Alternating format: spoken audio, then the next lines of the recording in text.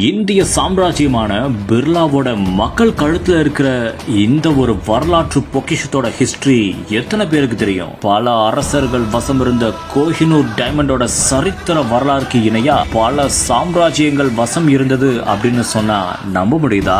பிர்லா மக்களோட கழுத்துல இருக்கிற இந்த வரலாற்று பொக்கிஷத்தோட கூஸ்பம்ஸ் ஹிஸ்டரிய பத்தி இந்த வீடியோல பார்ப்போம்.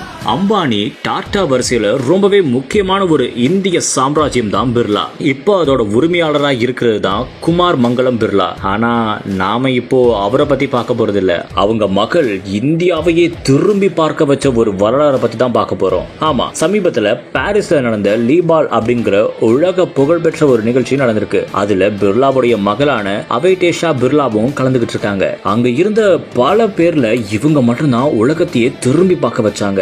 ஆமா, அவங்க கழுத்துல போட்டிருந்த நெக்லஸ் தான் அதுக்கு காரணம். பல சாம்ராஜ்யங்கள் வசம் இருந்த கோஹினூரோட வரலாறு நம்ம எல்லாருக்குமே தெரியும். அதுக்கு இணையா இந்த நெக்லஸ்க்கும் மிகப்பெரிய ஒரு வரலாறு இருக்குன்னு சொன்னா எவ்வளவு ஆச்சரியமா இருக்குல்ல.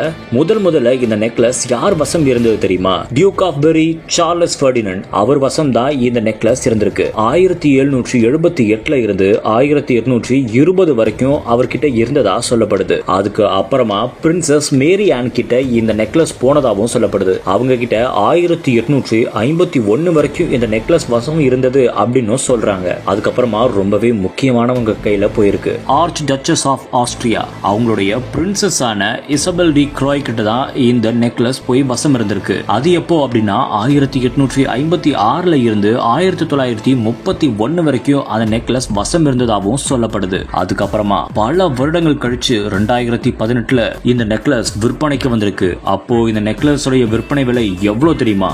5 கோடி. யோசிச்சு பாருங்க, கிட்டத்தட்ட 5 கோடிக்கு இது விலை போயிருக்கு. அதுக்கப்புறம் தான் பிர்லாவுடைய மகளான அவைடேஷா கழுத்துல இது இப்போ வசம் இருந்திருக்கு. இந்த நெக்லஸ் உடைய இந்த கூஸ்பம் ஹிஸ்டரி பிக்சர் எடுக்கணும்னு ஆயிடுச்சுல, வீடியோக்கு மட்டும் என்ன எடுக்கிற?